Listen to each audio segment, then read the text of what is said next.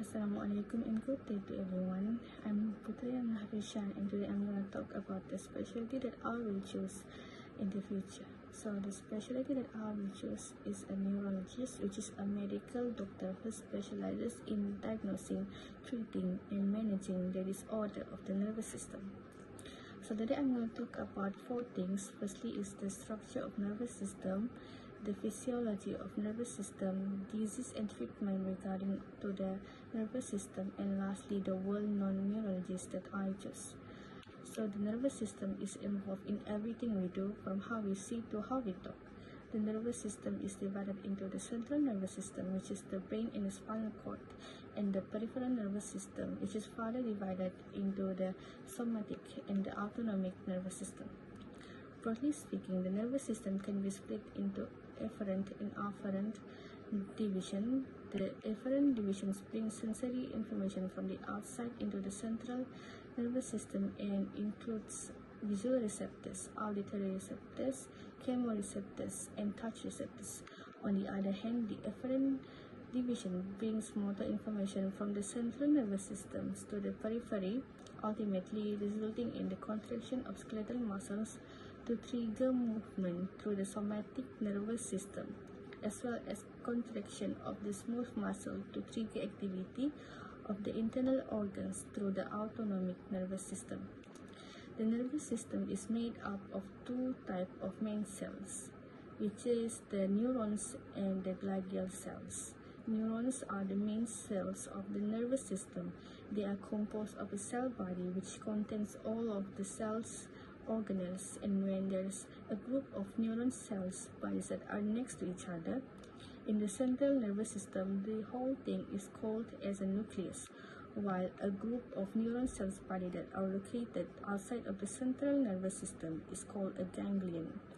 Neurons have nerve fibers that extend out from the neuron cell body. These are either dendrites that receive signals from other neurons or axons that send signals along to the other neurons.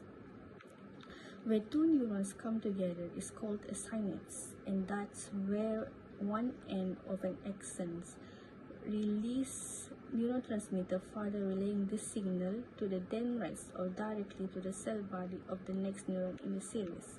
To trigger the release of neurotransmitter, neurons use an electrical signal that traces down along the axon known as the action potential.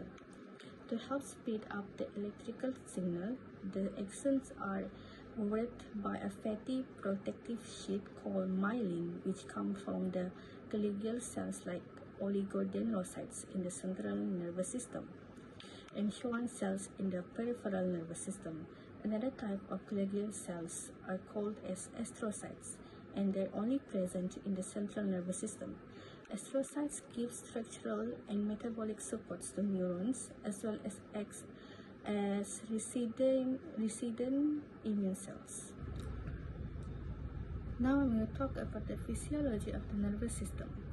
Neurons use neurotransmitters as a signal to communicate with each other, but they use the action potential to propagate the signal within the cells.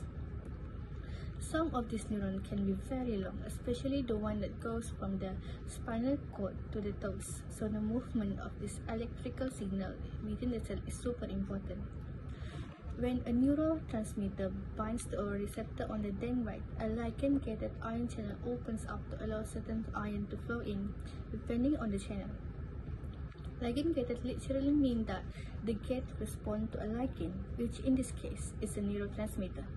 Neurotransmitters typically open various ligand-gated ion channels all at once, so ions like sodium and calcium might flow in, while other ions like potassium might flow out, which will actually mean some positive charge leave the cell.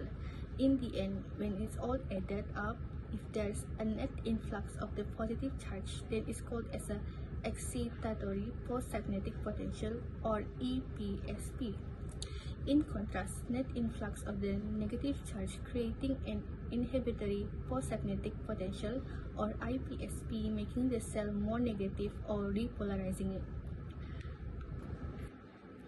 First, we start at a resting potential of around -65 MV and voltage-gated sodium and potassium channels are closed.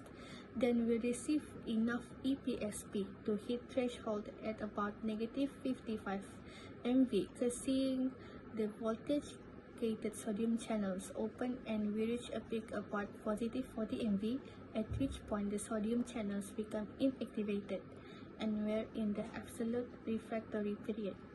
Voltage-gated potassium channel then open, along with the sodium-potassium channel start to repolarize the cell.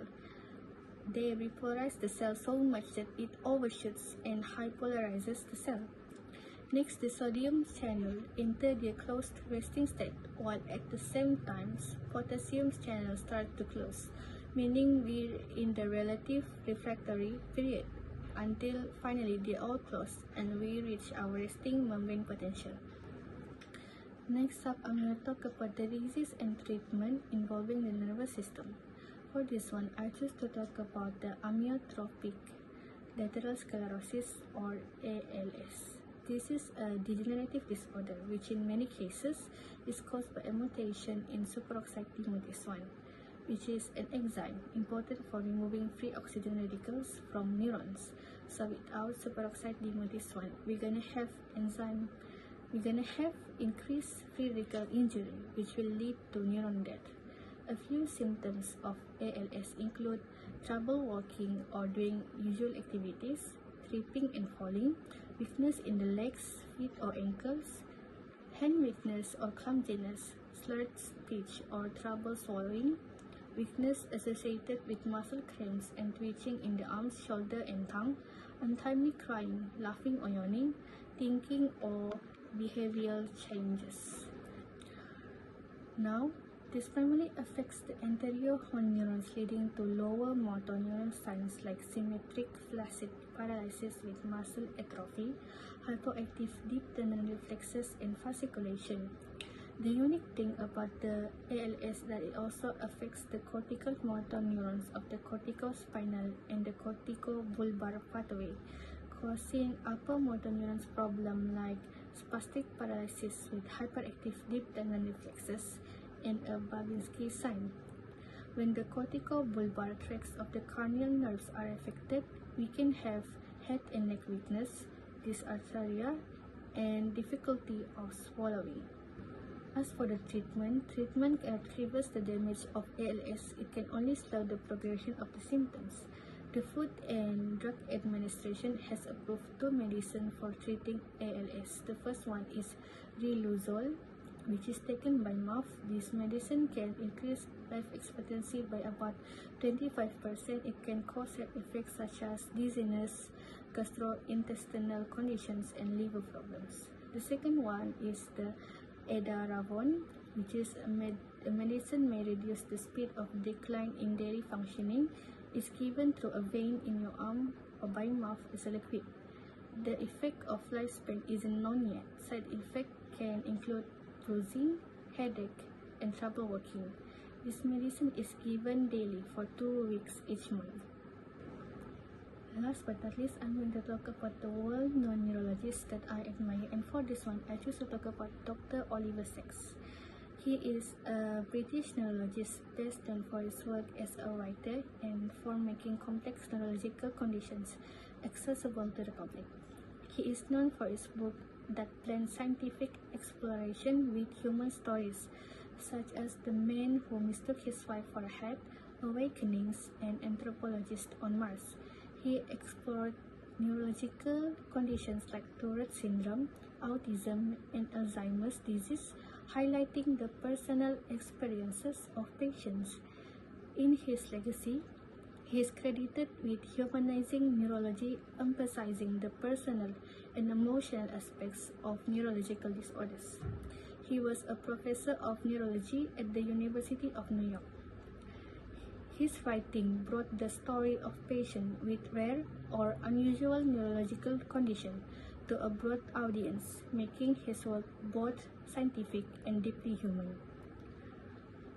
That's all from me. Thank you.